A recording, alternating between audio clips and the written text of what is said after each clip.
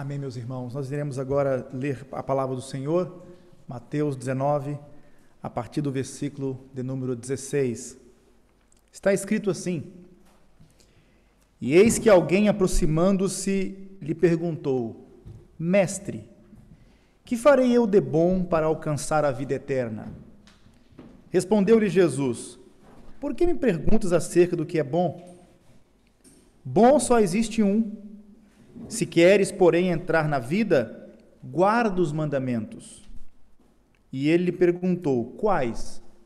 Respondeu Jesus: Não matarás, não adulterarás, não furtarás, não dirás falso testemunho, honra a teu pai e a tua mãe, e amarás o teu próximo como a ti mesmo. Replicou-lhe o jovem: Tudo isso tenho observado, que me falta ainda? Disse-lhe Jesus: Se queres ser perfeito, vai, vende os teus bens, dá aos pobres, e terás um tesouro no céu. Depois vem e segue-me. Tendo, porém, o jovem ouvido esta palavra, retirou-se triste, por ser dono de muitas propriedades. Então disse Jesus a seus discípulos: Em verdade vos digo que um rico dificilmente entrará no reino dos céus. E ainda vos digo que é mais fácil passar um camelo pelo fundo de uma agulha do que entrar um rico no reino de Deus. Ouvindo isto, os discípulos ficaram grandemente maravilhados e disseram: Sendo assim, quem pode ser salvo? Jesus, fitando neles o olhar, disse-lhes: Isto é impossível aos homens, mas para Deus tudo é possível. Então lhe falou Pedro: Eis que nós tudo deixamos e te seguimos. Será, pois, que de nós... O que será, pois, de nós? Jesus lhes respondeu: Em verdade vos digo, os que me seguistes, quando na regeneração o Filho do Homem se assentar no trono da sua glória, também vos assentareis em 12 tronos para julgar as 12 tribos de Israel. E todo aquele que tiver deixado casa, ou irmão, ou irmãs, ou pai, ou mãe, ou mulher, ou filhos, ou campos, por causa do meu nome, receberá muitas vezes mais e herdará a vida eterna. Porém, muitos primeiros serão últimos, e os últimos primeiros. Tá bom até aqui a leitura da palavra do Senhor. Nesta oportunidade, nós iremos abordar o seguinte tema: o custo do discipulado. Esses versículos, meus irmãos, detalham um diálogo do Senhor Jesus com um jovem que aproximou-se dele, a fim de indagar-lhe acerca do caminho da salvação. A salvação, de acordo com o que vemos no Novo Testamento, é uma questão individual. Todos quantos desejam ser salvos precisam entrar em questões muito particulares com o próprio Cristo, acerca de suas próprias almas. E, antes de qualquer coisa, com base neste relato da Sagrada Escritura, percebemos que uma pessoa ela pode ter o desejo de ser salva e, mesmo assim, não vir a ser salva. E eu vou entrar nesse aspecto hoje com os irmãos.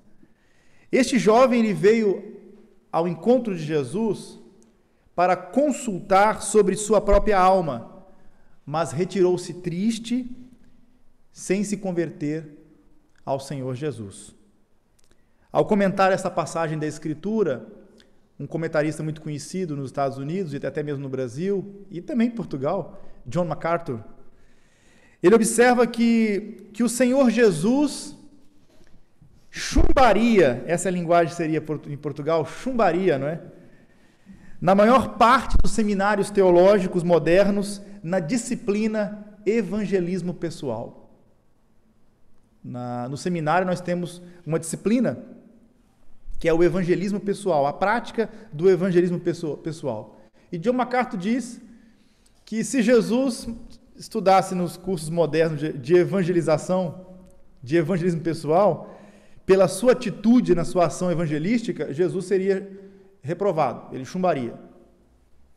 Isso não significa que Jesus está errado, é o contrário. Grande parte, meus irmãos, do nosso trabalho no esforço evangelístico é levar as pessoas a sentirem a falta de Cristo. Grande parte do nosso esforço. Ao ponto de que elas possam tomar uma decisão por Ele. E assim, depois de sua decisão, serem salvas. Eis que neste relato da Escritura, todo este esforço foi poupado a Cristo. Ele não precisou de fazer isso para que aquele jovem viesse até ele e que tivesse o desejo de ser salvo. O jovem veio até Jesus, mesmo que este, na verdade, fizesse o que quer que fosse. Ele foi ter com Jesus, Jesus não tinha feito nada. Nenhum trabalho no sentido de falar com ele alguma coisa. Ele ultrapassou todo o processo evangelístico. Este jovem, ele já chegou ao encontro de Jesus naquele ponto que nós chamamos de pronto para assinar o cartão de decisão. Ele já estava pronto para levantar sua mão e aceitar a Jesus, na linguagem moderna. Estava pronto para fazer isso. Todavia, aprendemos aqui, meus irmãos, que bons sentimentos, bom comportamento e anseios religiosos não salvam. É preciso mais que isso. E aqui nós vamos analisar, para os irmãos compreenderem bem isso, as qualidades deste jovem rico, para depois entendermos isso melhor, de acordo com a progressão da passagem.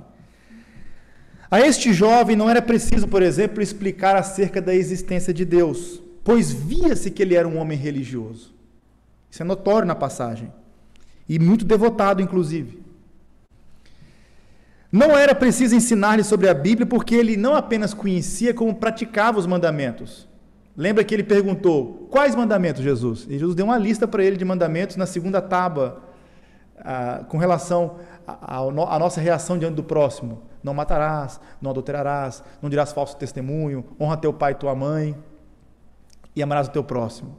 E ele disse, olha, tudo isso eu tenho feito, o que me falta ainda? Então era um homem que conhecia os mandamentos e procurava praticar os mandamentos que ele conhecia. Outra questão interessante é que ele era rico, ele possuía muitas propriedades. Nós temos esse texto também nos outros evangelhos sinóticos, nós temos em Mateus e também Marcos 10, versículo 17, por exemplo, e Lucas 18, versículo 18. São textos paralelos que também narram este episódio, desse encontro de Jesus com o jovem rico. Então, algumas coisas que eu vou trazer para cá, para essa passagem, eu vou buscar em outras passagens paralelas.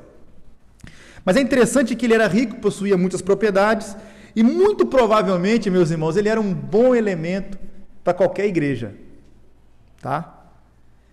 Qualquer comunidade estaria absolutamente receptível à vinda deste jovem rico e respeitável para a membresia da comunidade. Se você observar bem, Lucas 18, nos mostra que ele era não apenas rico, mas ele era um homem importante. Ele era um homem preeminente. A expressão grega archon, quer dizer, de posição, de chefia. Era um homem preeminente, era um homem importante. Então, o jovem era rico, era jovem, não é? Como é bom ser jovem, ao mesmo tempo rico e de posição. E que conhecia os mandamentos de Deus e estava querendo ser salvo.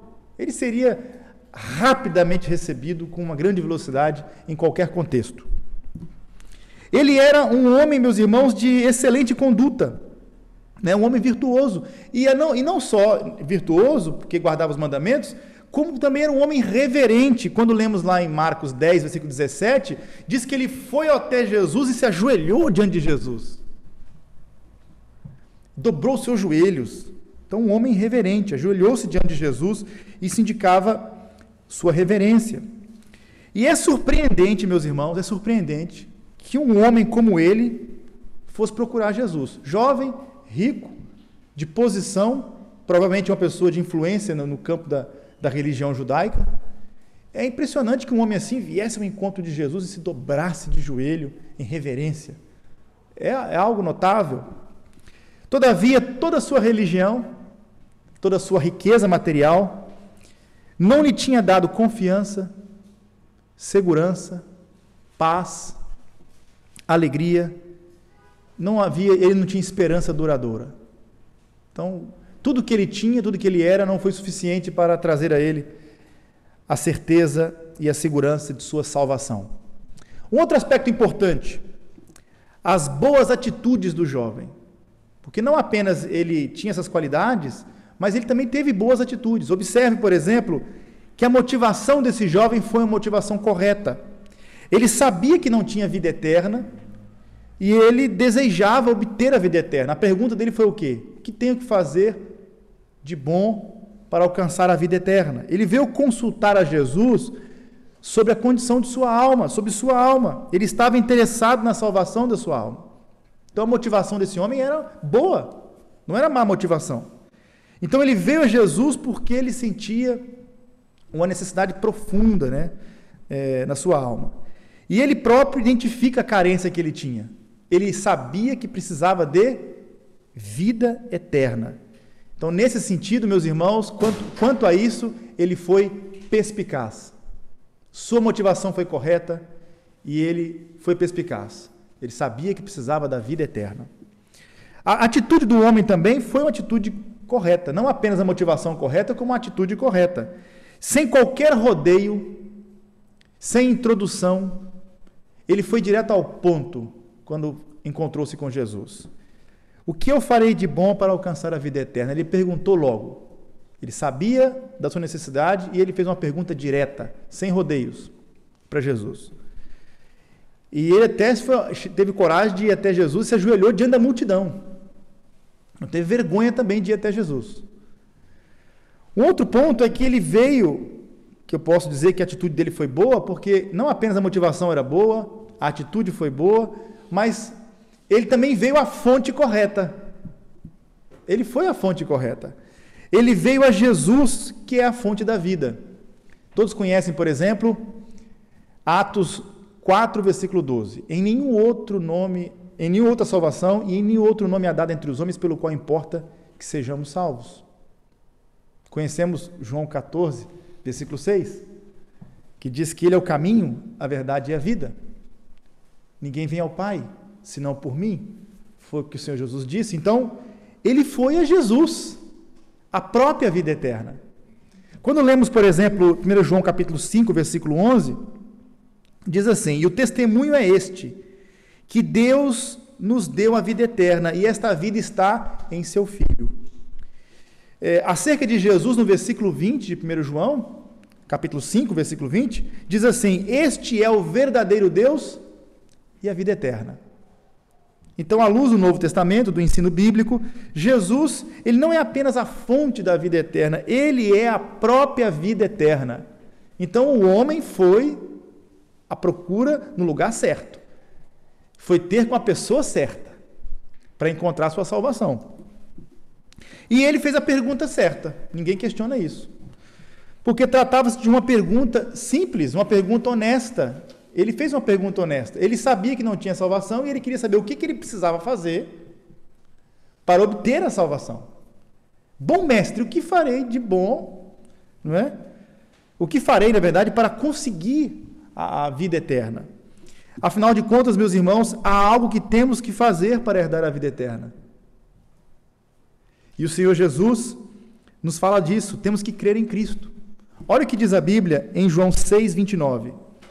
O Senhor Jesus disse em João 6, 29, e a obra de Deus é esta, que creiais naquele que Ele enviou. Crer é uma obra, mas uma obra de Deus em nós. E a obra de Deus é esta, que creiais naquele que Ele enviou. Portanto, ele fez uma pergunta lúcida. O que eu farei para conseguir a vida eterna? Há algo que temos que fazer. Precisamos crer em Cristo. E esta é uma obra de Deus, que creiamos naquele que o Pai enviou. Portanto, meus irmãos, vemos as qualidades do jovem, vemos as boas atitudes deste jovem, mas no versículo 17, meus irmãos, este é o ponto da mensagem. Eu sei que eu entrei num campo polêmico, mas eu vou continuar solucionando isso com as próprias palavras da palavra de Deus. No versículo 17, o Senhor Jesus Cristo, requer, aqui vemos que o Senhor Jesus Cristo não apenas requer uma boa atitude, boa motivação, mas ele requer que todos os que desejam segui-lo, ele requer dessas pessoas um amor supremo. Um amor supremo.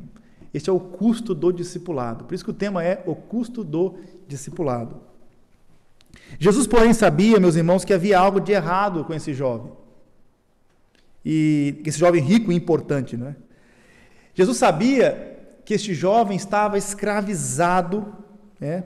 Ele tinha muitas possessões materiais, ele tinha muito dinheiro, e Jesus sabia que o coração dele estava escravizado pelo amor ao dinheiro.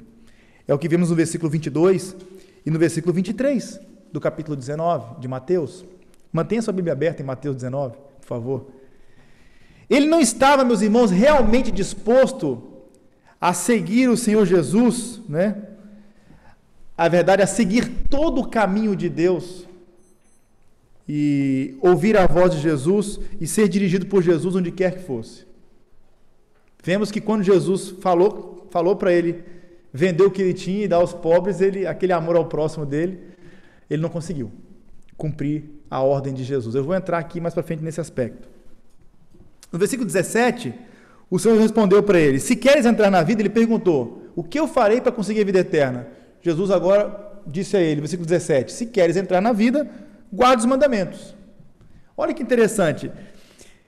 É aqui que a história toma um rumo extraordinário. Então ele chega pronto para assinar o cartão de decisão, não é?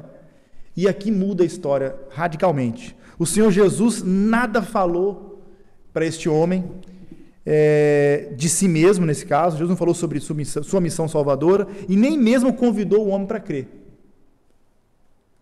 Jesus desafiou as palavras daquele homem. Pelo contrário, temos aqui um exemplo de Jesus desafiando aquelas palavras de que guardava os mandamentos. Se alguém conseguisse guardar a lei inteira, meus irmãos, toda a lei durante toda a vida, sem violar nenhum tio, nenhum jota, se alguém conseguisse isso, seria sem pecado. Mas ninguém é assim. Não é? E Jesus sabe que ninguém é assim. Pois os homens nasceram em pecado. Então, quando Jesus disse para ele, guarda os mandamentos, certo? Era um caminho que para o homem pecador isto é absolutamente impossível. E sugerir que a lei aqui é um meio para alguém ser salvo, obscurece aparentemente a verdade da fé, a necessidade de crer em Jesus. Aí a pergunta que eu faço é a seguinte: por que então Jesus falou dessa forma com aquele rapaz? Por quê? Se ele veio com o motivo certo, com a atitude certa, a fonte certa, com a pergunta certa, por que Jesus simplesmente não lhe apontou o caminho da salvação, dizendo, você precisa de crer? Por quê? E aqui eu vou dar as respostas para os irmãos. Primeira, aquele jovem estava dominado pelo orgulho. E ele não podia ser salvo enquanto estivesse dominado pelo seu orgulho. Faltava nele um senso de sua própria pecaminosidade, da sua própria natureza caída. E é por isso que Jesus confrontou o pecado dele com a lei. Ele precisava compreender que era um pecador. A Escritura diz que ninguém será justificado diante de Deus pelas obras da lei, porque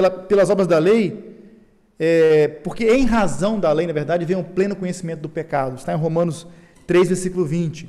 Então ninguém é justificado pela lei. A lei apenas revela a condição de pecado do ser humano. E o reconhecimento do pecado é um elemento fundamental e necessário para que alguém compreenda a sua necessidade de salvação e para que a pessoa possa procurar salvação de fato, para ser salvo. E a salvação é para aqueles que odeiam o seu pecado, não é? E dão as costas às coisas pecaminosas desta vida. Observe, por exemplo, que no Novo Testamento a lei sempre precede a graça. Se você pegar em João 1,17, fala sobre isso, e também, por exemplo, Gálatas 3, versículo 24, diz que a lei é como um aio que nos conduz a Cristo. Antes de entender a maravilhosa graça de Deus, eu preciso de compreender as implicações da lei. E é por isso que Jesus confronta ele com a lei, para que através da lei ele entenda o seu real estado espiritual, para que depois ele tenha noção da grande graça, maravilhosa graça de Deus, que é salvar os pecadores. Ele não estava pronto para isso. A lei é como um pedagogo, como um tutor que nos conduz para Cristo. E sem uma compreensão da realidade, da gravidade do pecado, não pode haver redenção, de fato. A lei, meus irmãos, ela mostra quem Deus é. E a lei mostra quem nós somos. E a nossa necessidade de Cristo. Deus é santo, nós somos pecadores. É isso que a lei mostra. E esse jovem não tinha entendido isso ainda. Agora, para que o irmão não fique preocupado com... porque eu vou chegar só no final da mensagem, nos tópicos que resolvem as questões, mas que não fique preocupado com isso, a Escritura é muito clara em dizer, como está em Efésios capítulo 2, versículos 8 ao 10, que a salvação é exclusivamente pela graça, mediante a fé, e não pelas obras da lei. Nós não somos salvos pelas obras, nós somos salvos para as boas obras. A causa da salvação é a fé, o resultado são as obras. A fé salvadora é uma fé que produz obras, mas a salvação é exclusivamente pela fé, em Cristo somente. O jovem perguntou a Jesus quais mandamentos ele deveria, então, guardar. Uma vez que ele perguntou o que eu tenho que fazer para conseguir a salvação, Jesus disse, guarde toda a lei, guarde a lei. Então Jesus mostrou para ele, você quer saber como ser salvo, conseguir a salvação? Guarde a lei. Se de fato ele conseguisse, ele seria salvo. Mas ninguém é capaz de guardar toda a lei. Todos nós falhamos. Então ele perguntou para Jesus, mas quais mandamentos, Jesus? Então Jesus foi e deu a lista para ele. Jesus pregou a lei para ele, apresentando ali a segunda metade dos 10 mandamentos, né? E também a questão de amar o próximo, o dever de amar o próximo como a ti mesmo. Não devemos, meus irmãos, pregar a graça de Deus a pessoas que ainda não compreenderam as implicações da lei. É perda de tempo. Se a pessoa não entendeu as implicações da lei, de que ela é pecadora, de que ela está num estado de condenação, não adianta pregar sobre a graça salvadora. Ele não acha que está perdido sequer, por exemplo. Ele precisa compreender que precisa de salvação. Se nós não percebemos a nossa culpa pessoal diante de Deus, jamais iremos compreender o que de fato Deus fez em nosso lugar, em nosso favor em Cristo. Outro ponto importante é que Jesus deu a ele uma lista. E é provável, certamente, né? Jesus conhecia o coração dele. Jesus sabia o que estava lá dentro. Então Jesus, quando ele apresentou aquela lista, é natural que aquela lista venha a ser bem diretiva nos seus pecados, né? E no versículo 20 vemos que ele diz para Jesus, né? Ele não confessou sua culpa. Esse foi um outro problema. Por que ele não foi salvo naquele dia? Era um coração orgulhoso e não confessou o seu pecado. Jesus confrontou ele com a lei, apresentou para ele, então, uma lista de mandamentos, ele perguntou quais mandamentos, né? E depois ele responde no versículo 20. Ele diz o seguinte, tudo isso tenho observado. Jesus, tudo isso tenho observado, o que me falta ainda? Jesus confrontou ele com a lei, deu uma lista para ele, e ele disse que tudo aquilo ele sempre fez, ele tinha feito, e o que faltava ainda? Meus irmãos, ele não foi honesto. Ou talvez ele não compreendeu o ensino de Jesus. Tá? Ou ele não compreendia, ou ele não foi honesto. Ele achava que não tinha nenhum pecado real, aquele jovem. Ele era cheio de autojustiça, uma autojustiça enganadora.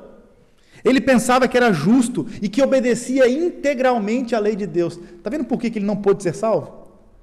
Mesmo desejando salvação, ele saiu sem salvação de lá porque ele era orgulhoso e achava que não precisava de salvação. Aliás, que não precisava, que cumpria toda a lei e que não tinha nenhum pecado diante de Deus. E sem reconhecer isso, é impossível ser salvo. Ele era cheio de autojustiça. Embora o Senhor Jesus amasse aquele jovem, como está em Marcos, capítulo 10, versículo 21, Jesus o amava, o amou, e ao falar com ele, Jesus amou aquele jovem. Mesmo Jesus amando aquele jovem, o Senhor Jesus, meus irmãos, ele não aceita os pecadores sobre suas próprias condições. O Senhor Jesus não aceita o pecador nas condições do pecador. É o pecador que tem que aceitar as condições de Jesus. Quer dizer, eu não posso chegar assim, Jesus, eu te aceito, mas comigo é assim, eu vou fazer assim, assim, assim, vou seguir esse caminho, eu quero ser seu servo, mas vai ser nos meus termos. Eu vou ser o seu seguidor, Jesus, mas será de acordo com os meus próprios termos. Eu tenho que dizer aos irmãos isso. Jesus não salva aqueles em quem ele não pode mandar. Ele não é apenas Salvador. Jesus também é Senhor. E esse jovem não estava disposto, então, a reconhecer o seu pecado. Ele não submeteu o seu senhorio de Cristo. O Senhor Jesus submeteu esse jovem a um último teste. Observe o versículo 21. Por que Jesus chegou aqui no versículo 21? Confrontou com a lei, ele perguntou quais mandamentos, Jesus deu a lista, ele diz, isso aí eu tenho cumprido desde a minha mocidade, o que me falta ainda? E Jesus então, quer ser perfeito? Versículo 21. Se queres ser perfeito, vai, vende os teus bens, dá aos pobres e terás um tesouro no céu. Depois vem e segue-me. Isso desafiou, a afirmação daquele jovem de que ele guardava a lei. Porque se ele realmente amava o próximo, como ele dissera que amava, ele não seria difícil obedecer à ordem de Jesus. E Jesus sabia que aquele rapaz amava as riquezas. Jesus sabia disso. Ao pedir-lhe que desse tudo aos pobres, Jesus obrigou-o a examinar o seu próprio coração. Quer dizer, o jovem não tinha notado que ele era um idólatra, que ele adorava o dinheiro, que a vida dele era em torno do lucro do dinheiro, das posses que ele tinha. Ele não tinha notado isso ainda. Então Jesus agora, com essa ordem, põe esse jovem para entender isso. Ele não tinha entendido isso, não tinha notado isso. O coração daquele jovem estava nas suas riquezas. Ele tinha que escolher qual seria o seu Senhor, Jesus ou as riquezas. E disse Jesus em Mateus 6:24, não podeis servir a dois senhores. Você não pode servir a Deus e as riquezas ao mesmo tempo. Você tem que escolher qual será o seu Senhor. E o teste de Jesus ao jovem demonstrou que ele violava, na verdade, o primeiro mandamento de Deus. Não terás outros deuses diante de mim. Pois, meus irmãos, vemos aqui que ele não suportava aquela ideia de ter que abandonar suas riquezas. E ele amava mais as suas riquezas do que a vida eterna. Ele foi buscar a vida eterna, mas ele amava mais as riquezas, amava o dinheiro mais do que o próprio Senhor Jesus. E Jesus, portanto, ele apresentou para este jovem, que esse é o ponto da mensagem, o custo do discipulado. A salvação ela é pela graça, mas custou caro, tá, meus irmãos? Para que eu fosse salvo, Cristo teve que derramar o seu sangue. Alistar-se no exército, você não paga para alistar-se no exército, pelo menos no Brasil não paga. Você não paga para integrar as forças, mas depois que você entra, custa muito. Você não paga para ser salvo, mas quando você é salvo, você tem que receber a Cristo como seu Senhor, como aquele que governa a sua vida, e às vezes custa o abandono de amigos, a perseguição dos pais, a perca de privilégios, a perseguição, tudo isso está no Novo Testamento, e esse jovem não podia ser salvo sem entender que era um pecador, sem deixar o seu orgulho moral e religioso, e sem se submeter ao senhorio de Jesus.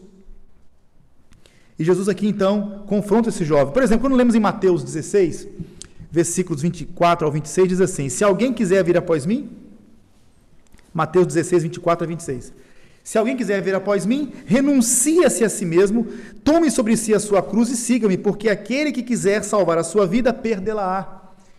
Quem perder a sua vida por amor de mim, acha-la-á. Pois que proveita ao homem ganhar o mundo inteiro e perder a sua alma? Ou que dará ao homem recompensa da sua alma? E esta passagem aqui, ela confronta este homem, a autorrenúncia e a seguir o discipulado de Cristo. Agora, eu vou dizer o que esse texto não ensina, porque alguém pode pensar assim, então Jesus está dizendo, vende o que você tem, dá aos pobres e terás um tesouro no céu, depois vem e segue-me. Alguém pode pensar assim, então Jesus está ensinando salvação pela filantropia? Não, o Senhor Jesus, ele não está ensinando salvação pela filantropia e nem pelas boas obras, mas o que Jesus está exigindo desse jovem é o primeiro lugar. Jesus quer ser o primeiro no coração daquele jovem. O ponto aqui é que aquele jovem o coração daquele jovem, no trono do coração daquele jovem estavam as riquezas, suas posses. E quem tinha que estar lá era Jesus. Jesus não iria salvá-lo se Jesus não fosse o Senhor dele, estivesse no trono do coração dele. Um outro ponto importante, meus irmãos, que o Senhor Jesus ensina na sua palavra para nós, que nós temos que amá-lo mais do que qualquer outra coisa. É forte dizer isto, eu sei que é um desafio para nós, seres humanos, mas temos que amar a Jesus mais do que a qualquer outra coisa nesse mundo. E ele desafiou aquele jovem a confiar em Cristo completamente. Vende tudo que você tem e segue-me, confia em mim. Confia em mim completamente. E a fé salvadora, meus irmãos, é um compromisso de seguir a Cristo, custe o que custar. A fé salvadora é um compromisso de receber a Cristo como Senhor da nossa vida. Como diz a palavra de Deus em Coríntios, capítulo 6, 1 Coríntios, versículo 19 e 20. Não sois de vós mesmos, diz Paulo, fostes comprados por um preço, por bom preço. E é interessante que Jesus aqui, ele é visto como aquele que nos redimiu, que nos resgatou. Ele é o nosso dono, ele é o nosso Senhor. Este jovem só não foi salvo naquele dia, porque não abandonou a sua noção de que ele não entendeu, né, não reconheceu que era um pecador, e ele não recebeu a Jesus como seu Senhor. Ele não quis aceitar a soberania de Jesus sobre ele. Versículo 22 nos mostra, meus irmãos, que o jovem não passou no teste de Jesus, certo? Os seus bens eram mais importantes do que Jesus para ele. Ele não estava disposto, então, a reconhecer o seu pecado e a submeter-se ao senhorio de Cristo. Jesus não poderia ser, então, o Senhor deste jovem, enquanto as riquezas nesse caso, as riquezas deste mundo, né, ainda estivesse assentada no trono do seu coração.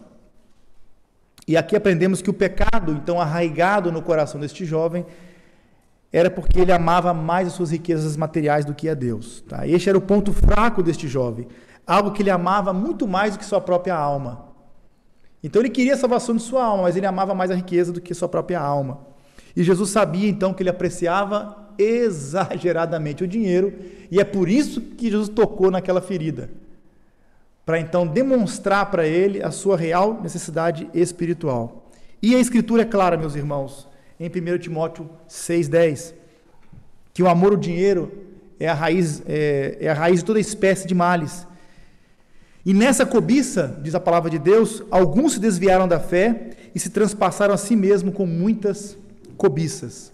Não é pecado ser rico, não é pecado ser previdente, não é pecado você ter dinheiro, não é pecado você ser próspero, mas amar ao dinheiro, idolatrá-lo, é pecado. Não é? E em Mateus capítulo 10, versículo 37, vemos uma palavra de Jesus que é a seguinte: quem ama pai ou a mãe mais do que a mim? Vamos lá, Mateus 10, 37. Não é apenas amar o dinheiro mais do que a Jesus que atrapalha no processo aí e que é problema, mas qualquer coisa. Aqui no caso desse jovem era o dinheiro, mas pode ser às vezes o pai ou a mãe. Quem ama o pai ou a mãe mais do que a mim, não é digno de mim, disse Jesus. Quem ama o filho ou a filha mais do que a mim, não é digno de mim. Então pode ser dinheiro, pode ser o pai, a mãe, pode ser um familiar. Se você ama qualquer coisa desta vida, ou a si mesmo, mais do que a Jesus, você não pode ser salvo por Jesus. O custo do discipulado é receber a Jesus como o seu Senhor. Nós temos, meus irmãos, a pergunta que eu faço é a seguinte: temos desistido de todas as coisas deste mundo por amor a Cristo? Nós temos feito isso? Não existe, será alguma coisa, alguma pessoa, ou algo que nós desejamos acima de Cristo na nossa vida? Será que Cristo não está por baixo de alguma coisa? Ele não foi colocado de lado em algum aspecto? A resposta fundamental, meus irmãos, ao amor radical de Deus por nós, é que nós também o amemos de uma forma radical. E Jesus não podia salvar aquele moço se aquele moço não o amava de todo o coração, não estava disposto a segui-lo como seu Senhor. Algumas considerações teológicas agora, porque eu sei que ficou muita coisa na sua cabeça, eu preciso agora resolver. Não serei capaz, talvez, de resolver tudo, mas algumas coisas eu posso tentar ajudar. Jesus, ele não exige que todos os seus seguidores, ou de todos os seus seguidores, que se privem dos seus recursos. Como Jesus falou, vai, vende o que você tem, dá aos pobres e terás um tesouro no céu. Você pode dizer assim, então pastor, então todos os crentes têm que vender tudo que tem e dar aos pobres. Negativo. Este foi o único homem na Bíblia que Jesus pediu isso. Ele não pediu isso para nenhum outro. Se você, por exemplo, ele teve um encontro com Nicodemos, ele não pediu para que Nicodemos vendesse os seus bens. Abraão era rico e Deus não pediu que Abraão vendesse tudo. Jó era rico, Deus não pediu também isso. Foi o único homem. Por quê? Ele tinha um problema com esse assunto. Ele adorava o dinheiro. No coração, no trono do coração dele estava o dinheiro. Foi por isso que a ele Jesus pediu isso. Não quer dizer que ele vai pedir o mesmo para você. Jesus desafia-nos na sua chamada a segui-lo, esse curso do discipulado, desafia-nos cada um em uma área diferente. Eu não sei qual é o ponto fraco, eu não sei aonde o nosso coração, o de cada um está inclinado, mas Jesus foi no cerne do problema daquele jovem. Portanto, Jesus não exigia, nunca exigiu, e nem a igreja, que todos os seus seguidores, nesse caso, Jesus, ele não exigiu que se privasse dos seus recursos. Um outro ponto importante é que, essa foi uma expressão do Dr. Gundry, ele foi muito perspicaz aqui, e eu vou tentar partilhar isso com os irmãos. O facto, meus irmãos, de Jesus não ter exigido de todos os seus seguidores que eles vendessem os seus bens, só serve de consolo para aqueles que provavelmente ele pediria. Se você se sentir consolado, ainda bem que ele não pede para todos. É sinal de que para você ele pediria. Essa é a expressão do Gundry. Por quê? Se eu fiquei muito feliz, então ele não pede para todos, ainda bem, porque... Se foi assim que você reagiu dessa forma, é porque provavelmente ele pediria para você. E os versículos 23 ao 26, eles tornam as coisas ainda piores, meus irmãos. Ainda piores. E eu estou piorando aqui a situação para os irmãos chegarem, que o ponto está no final. E eu quero que os irmãos cheguem. Vamos ler o versículo de novo, 23 ao 26. Vamos ler novamente. Então disse Jesus aos seus discípulos, em verdade vos digo que um rico dificilmente entrará no reino dos céus. E ainda vos digo que é mais fácil passar um camelo pelo fundo de uma agulha do que entrar um rico no reino de Deus. Ouvindo isto, os seus discípulos ficaram grandemente maravilhados, ou estupefactos, né? E disseram, sendo assim, quem pode ser salvo? Jesus, fitando neles o olhar, disse-lhes, isto é impossível aos homens, mas para Deus tudo é possível. Meus irmãos, eu já ouvi uma explicação uma vez, eu acho engraçado as explicações, porque alguns comentaristas apelam, não é? O camelo pelo fundo de uma agulha, porque nos muros, nas muralhas de Jerusalém, havia umas portas pequeninas, que o camelo tinha que se ajoelhar, ia passar apertadinho e tal, porque assim, aqui diz que é difícil, mas não diz que é impossível. Irmãos, o ponto aqui é o seguinte, Jesus está usando o maior animal ali do dia a dia, que era o camelo, se fosse lá na Ásia, talvez seria um elefante, que é mais fácil um camelo passar pelo fundo de uma agulha, e não adianta você dizer que o camelo é uma corda, porque a ideia aqui é de impossibilidade, você não pode passar um camelo pelo fundo de uma agulha, isso é impossível. Tanto é que os discípulos disseram, então Jesus, quem é que vai ser salvo então? Ele respondeu, para os homens isto é impossível, mas para Deus tudo é possível. Meus irmãos, nenhum de nós aqui seria salvo se dependesse de nós. Aos homens é impossível, e para os ricos ainda mais difícil. Mas para Deus não é impossível que um rico seja salvo. Não é impossível que você seja salvo, porque a salvação é um milagre de Deus. O que ele está querendo dizer aqui é que a impossibilidade humana não é impossibilidade divina. Para o homem é impossível. Dificilmente os ricos são salvos. De fato, para o homem, mas para Deus nada disso é impossível. É mais fácil um camelo passar pelo fundo de uma agulha do que um de nós aqui entrar no reino de Deus. Porque eu não sei se você se identifica com o jovem rico, mas quando eu olho Jesus trabalhando, apertando esse jovem nas questões mais íntimas do seu ser, eu vejo que se eu for apertado por Jesus também, eu vou ser encontrado em falta. Então eu reconheço o meu pecado, eu confesso a minha culpa, eu me submeto a Cristo. E é por causa disso, pelo poder divino, que um pecador como eu sou salvo. E não porque eu cumpri a lei, e não porque eu posso me salvar a mim mesmo, porque isso é impossível para os homens, mas para Deus tudo é possível. Então salvação não é algo que se conquista, quer pela riqueza, quer pela pobreza. Jesus não ensinou salvação pela filantropia. O reino de Deus, meus irmãos, ele transtorna todas as avaliações humanas. A salvação é uma dádiva da livre graça de Deus. E agora eu vou terminar do versículo 27 ao 30. Ninguém, meus irmãos, aprenda isso, será um real perdedor seguindo a Cristo. Olha o versículo 27 ao 30, o que ele vai dizer. Então Pedro respondeu para ele: eis que nós tudo deixamos e te seguimos.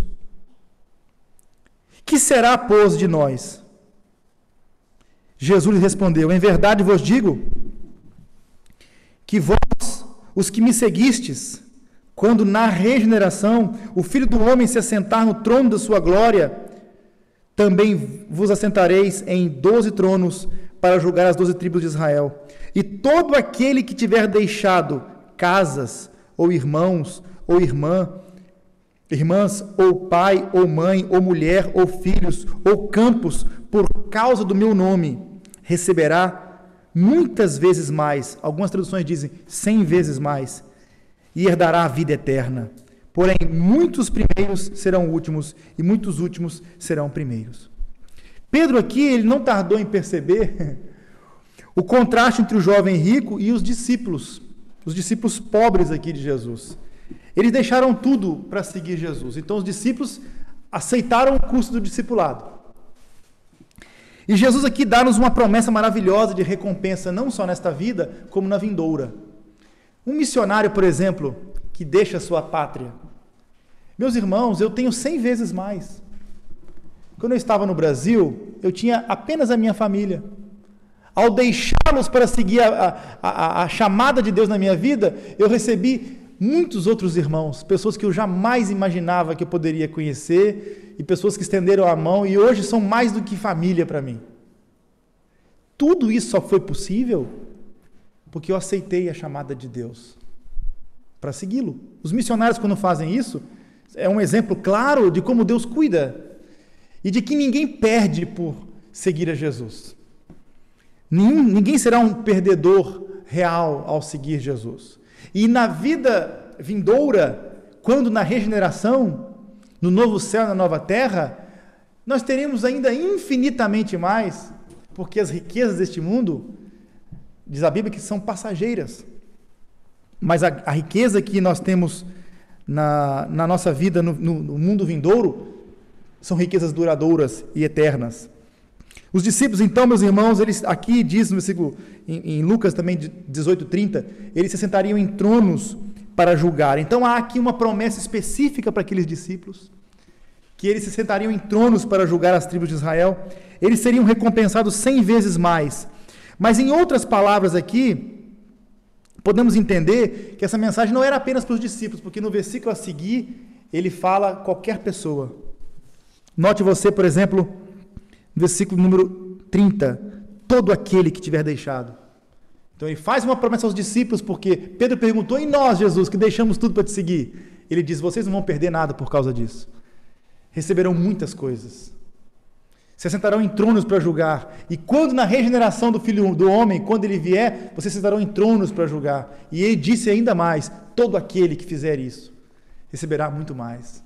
Mais irmãos, mais irmãs, mais bênçãos de Deus. Quer dizer que você não perde por seguir a Jesus.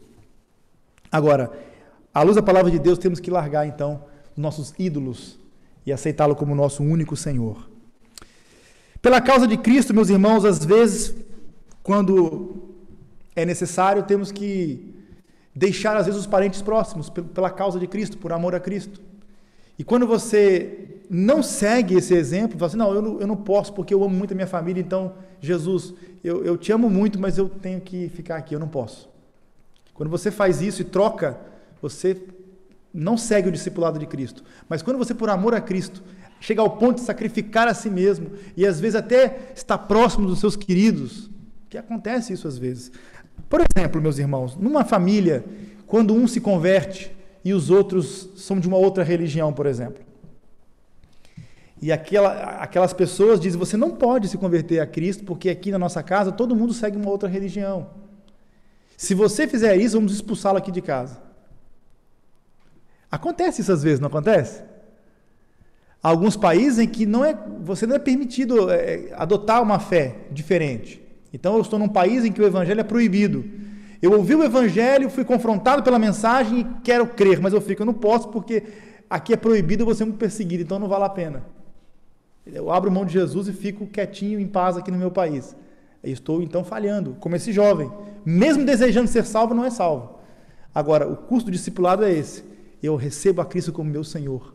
Custe o que custar. Não é? Então não é aceitá-lo para ver o que vai dar, é para o que der e vier. Outro ponto, Jesus disse lá em Marcos, eu vou ler com os irmãos Marcos 10, versículos 29 a 30, para reforçar esse ponto.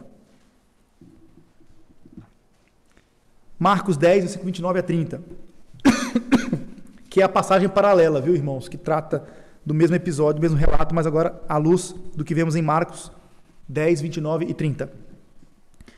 Em verdade vos digo, disse Jesus, que ninguém há que tenha deixado casa, ou irmãos, ou irmãs, ou pai, ou mãe, ou mulher, ou filhos, ou campos, por amor de mim e do Evangelho, que não receba 100 vezes tanto, já neste tempo, em casas, e irmãos, e irmãs, e mães, e filhos, e campos, com perseguições, e no século vindouro, a vida eterna.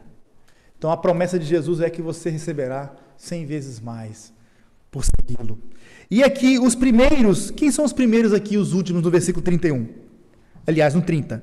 Porém, muitos primeiros serão últimos e os últimos primeiros. Quem são eles? Os primeiros são aqueles que, em virtude de sua riqueza, educação, posição, prestígio ou talentos, etc., são altamente considerados pelos homens em geral. E às vezes são altamente considerados até mesmo pelos filhos de Deus, não é? Visto, porém, que Deus vê e conhece o coração, muitas vezes estes que para nós são grandes, tá? São pequenos. Os que para nós são os primeiros aos nossos olhos, Deus que conhece o coração e o íntimo, não. Portanto, essas pessoas são destinadas a ficar na retaguarda daqueles que para Deus são os primeiros. Então, nem sempre aquilo que os nossos olhos veem, aquilo que a gente pensa que é de fato. Deus conhece o coração. Concluído, meus irmãos, bons sentimentos, tá, religiosos, espirituais, afeições religiosas, até mesmo derramar lágrimas, chorar copiosamente, não salva. A conversão a Cristo é necessária.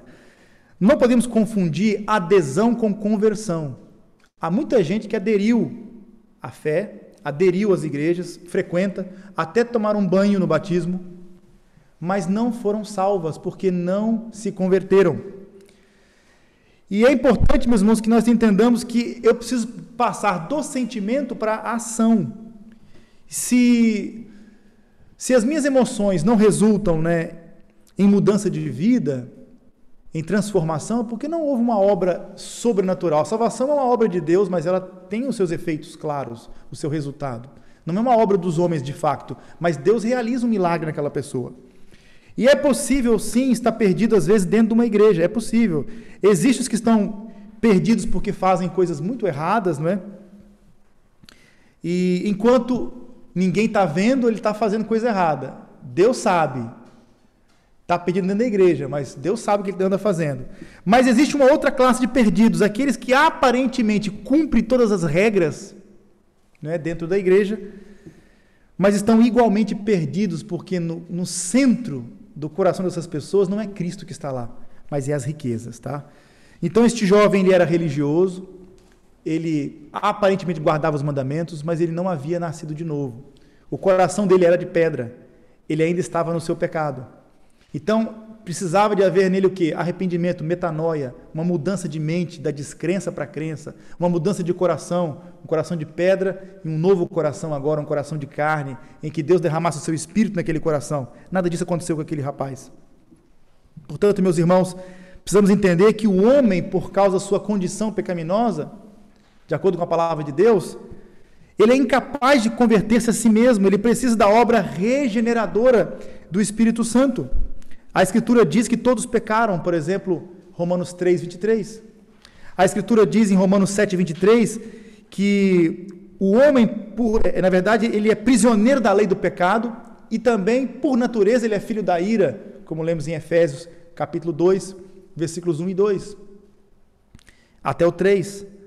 A Bíblia diz que o homem natural não compreende as coisas do Espírito de Deus, porque para ele essas coisas são loucuras. 1 Coríntios 2, versículo 14.